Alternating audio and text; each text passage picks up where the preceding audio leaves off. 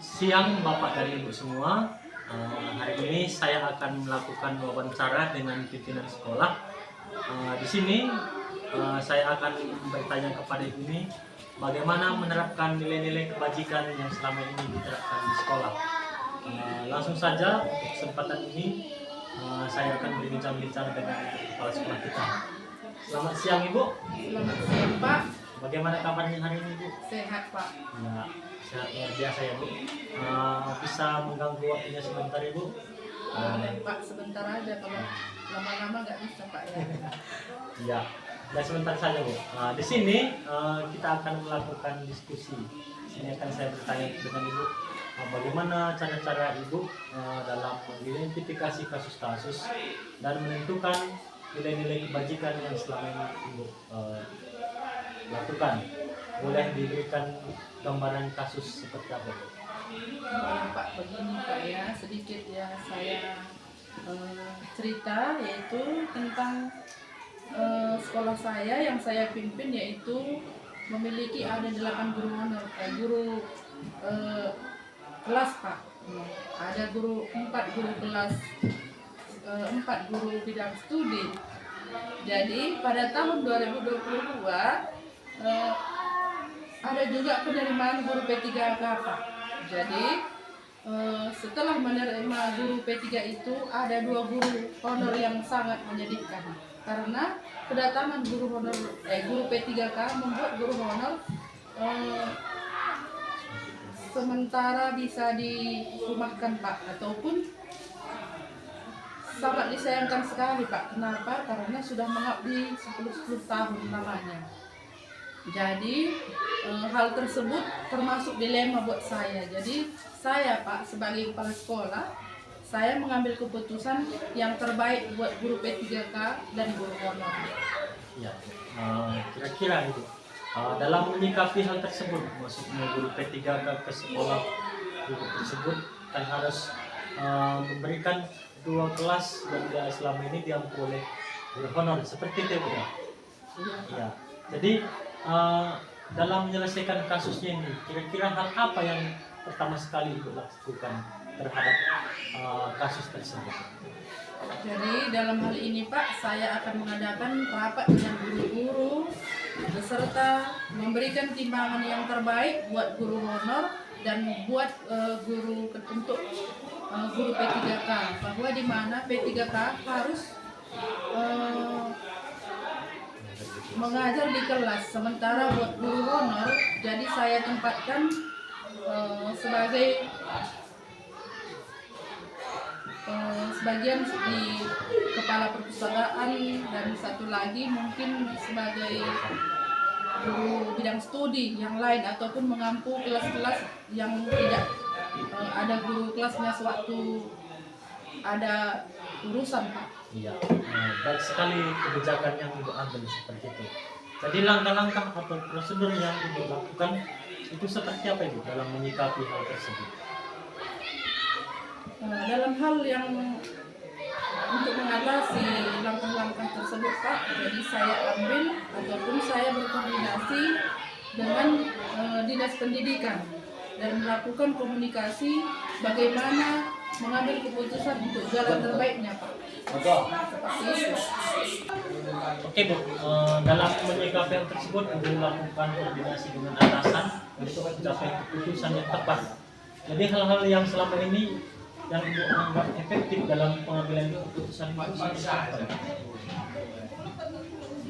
Hal yang saya lakukan adalah memperdayakan guru honor yang 2 itu sebagai satu menjadi guru lapangan ataupun tata usaha, sehingga dapat meredakan ataupun kesedihan dan kekecewaan yang mereka alami. Bagus sekali. Karena kita juga merasakan dilema seperti itu ya. Di satu sisi guru P3K yang masuk itu berdasarkan dengan kebutuhan mereka, ataupun mereka masuk kemari bukan atas kemauan tapi berdasarkan tes yang telah dilaksanakan seperti itu. Di sisi yang lain kita juga merasa kasihan terhadap dua orang guru yang sudah mengabdi selama lebih dari 10 tahun. Seperti itu Bu ya. Iya. Oke. Jadi selama ini yang menurut Ibu menjadi tantangan ketika menerapkan ataupun mengambil keputusan terhadap kasus-kasus yang Ibu ambil seperti apa? Jadi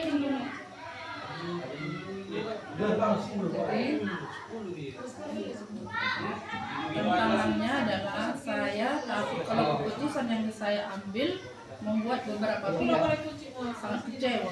Kira-kira selama ini ketika Ibu ambil keputusan, adakah beberapa orang yang kecewa terhadap keputusan yang Ibu ambil? Sebenarnya ada Pak, cuman karena dengan adanya berkoordinasi dengan guru-guru atau atasan semua, makanya masalah tersebut bisa teratasi dan bisa terjawab Pak. Jadi masalah-masalah di sekolah bisa diselesaikan dengan baik Pak. Ya, dengan demikian tidak ada yang kecewa seperti itu ya Pak? Iya Pak. Oke, baik. Bagus sekali dengan kebijakan yang Ibu ambil. Kira-kira dalam menentukan kebijakan yang Ibu ambil, apakah kebijakan itu memang Ibu ambil sendiri atau tetap berkoordinasi dengan yang lain seperti itu? Jadi saya selalu berkoordinasi dan berkomunikasi dengan guru dan atasan sehingga masalah-masalah tersebut yang terjadi di sekolah bisa diatasi dengan baik Pak.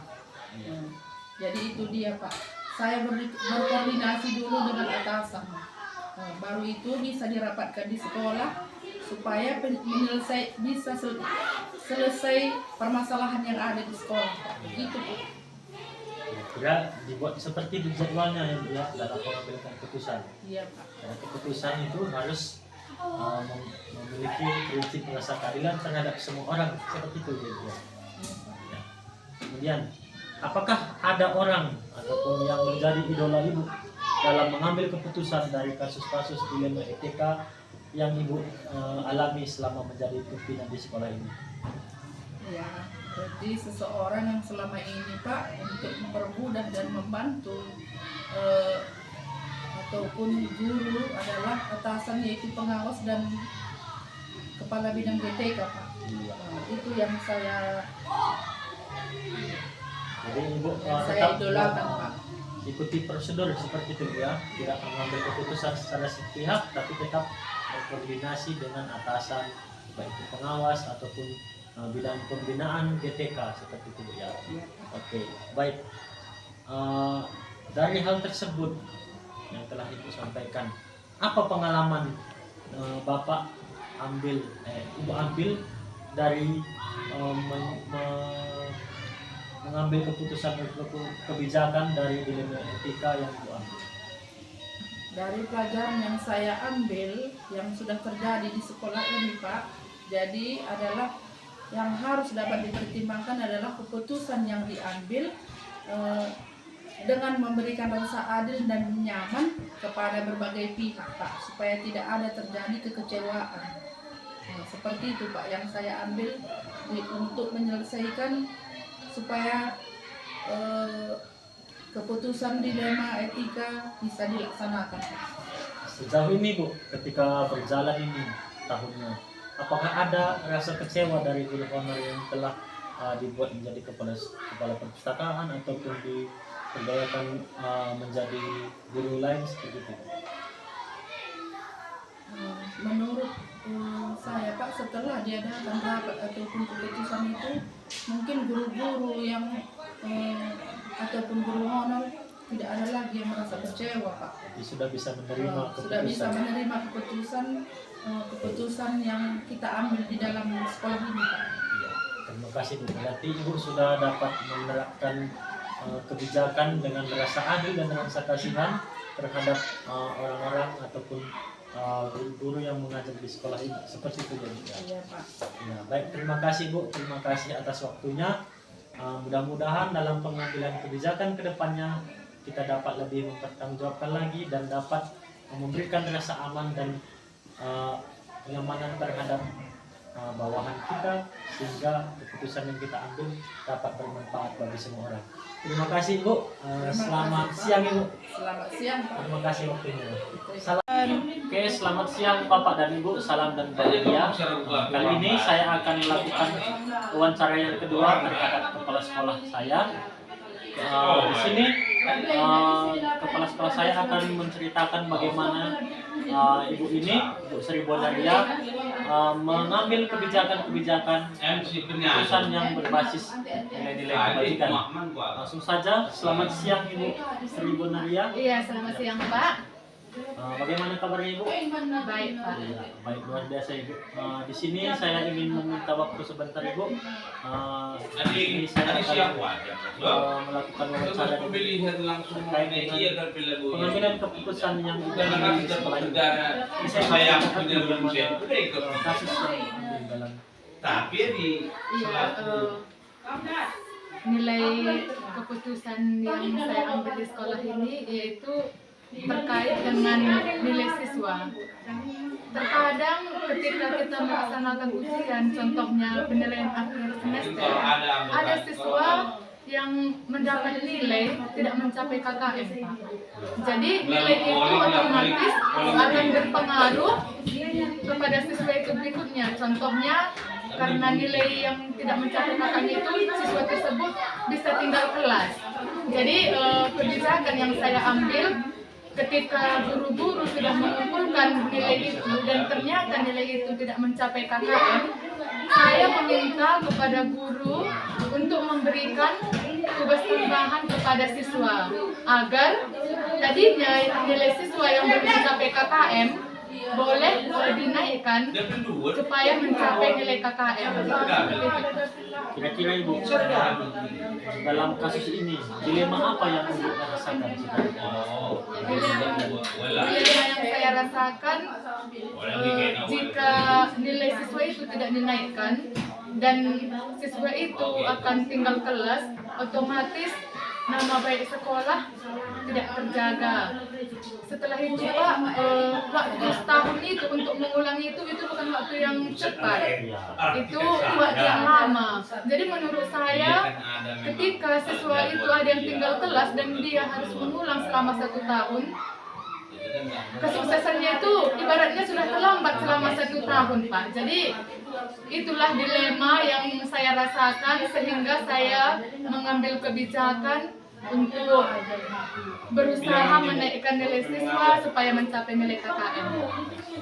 Dilema yang Ibu ambil itu rasa kasihan terhadap Iya, rasa siswa kasihan. terganggu menunggu 1 tahun untuk sukses mencapai nilai yang sebenarnya. Seperti itu. Jadi kira-kira Ibu, langkah-langkah atau prosedur apa yang selama ini Ibu lakukan ketika dalam menghadapi dilema seperti yang tadi karena siswa tidak mencapai KKM? Langkah atau prosedur yang saya lakukan, saya berdiskusi dengan guru-guru Pak.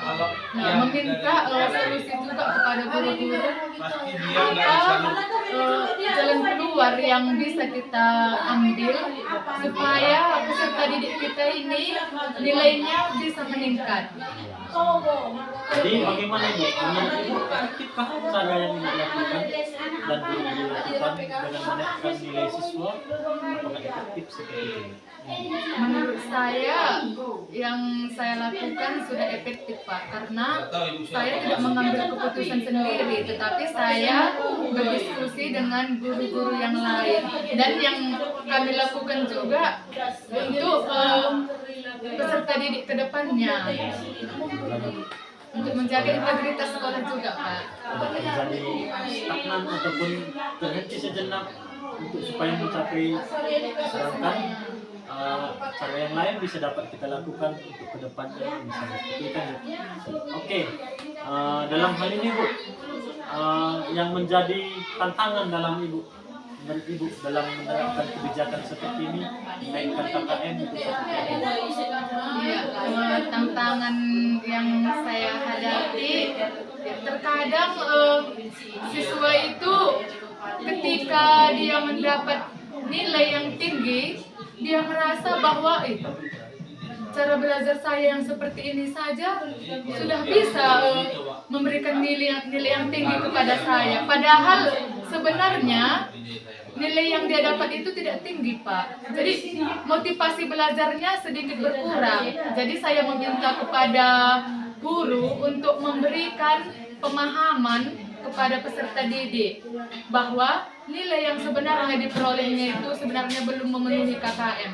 Jadi saya meminta guru untuk memberikan pemahaman kepada peserta didik, jangan kiranya semangat belajar dan motivasi belajarnya berkurang hanya karena nilai itu dinaikkan oleh guru. Dan saya juga percaya bahwa perkembangan pengetahuan peserta didik itu akan berjalan sesuai dengan perkembangan usianya, Pak. Jadi semakin dia dewasa nanti dia akan semakin mengerti. Sekali ya. Jadi faktor-faktor yang selama ini membantu Ibu dalam mengambil keputusan itu seperti itu. Kepada berkoordinasi dengan atasan, dengan teman sejawat seperti itu. Jadi saya berkoordinasi dengan pengawas dan juga sering berdiskusi dengan guru dan juga sesama rekan kepala sekolah, Pak. Jadi dari kasus seperti ini, Bu, pengalaman apa yang bisa Ibu ambil atau petik dari kasus ini untuk dijadikan sebagai referensi supaya dapat meningkatkan kualitas pendidikan sini? Iya, dari kasus ini pengalaman yang bisa saya ambil yaitu bagaimana menjaga nama baik sekolah, tetapi tidak juga lupa untuk terus memotivasi peserta didik agar hasil belajarnya juga meningkat, Pak. Baik sekali, Bu. Jadi dalam menjaga integritas sekolah, tapi dengan memberikan KKM, Ibu juga tidak lupa untuk terus meningkatkan kualitas belajar siswa sehingga dapat mencapai KKM yang sesungguhnya. Oke, baik Bu, terima kasih Bu atas waktunya. Terima kasih atas pengalaman yang luar biasa dari Ibu. Sekian wawancara yang saya lakukan dengan Ibu Kepala Sekolah Sri Bonaria. Mudah-mudahan ini dapat bermanfaat untuk pendidikan ke depannya. Terima kasih, salam dan bahagia. Oke, selamat siang Bapak dan Ibu semua. Kembali lagi dengan saya, Prananta Praginangin, calon guru penggerak Angkatan 9. Di sini saya akan melakukan wawancara dengan Bapak Kepala Sekolah, Pak Mundur Barus. Di sini kami akan berdiskusi tentang mengambil keputusan yang berdasarkan nilai-nilai kebajikan. Oke, selamat siang Pak Barus. Selamat siang. Ya, bagaimana kabarnya Pak Barus? Sehat. Ya, baik. Luar biasa sekali Pak Barus ini dengan semangatnya. Di sini saya ingin meminta waktu sebentar kepada Pak Barus. Bisa. Di sini saya akan tanya kepada Bapak tentang bagaimana mengambil keputusan yang berdasarkan nilai-nilai kebajikan yang Bapak ini lakukan selama menjadi kepala sekolah. Bisa diceritakan Pak Barus bagaimana kasus-kasus yang pernah Anda ambil kebijakan dalam hal tersebut? Terima kasih. Kalau di sekolah kita ini ada beberapa kejadian yang boleh dikatakan sebagai kasus, seperti kasus perundungan, yakni ada seseorang siswa yang mendapat perlakuan yang kurang etis dari teman sekelasnya di kelas, terlebih pada saat hendak berakhir pembelajaran. Sering pernah terjadi ada seseorang siswa di kelas 2 melakukan perundungan kepada teman sekelasnya yang wanita.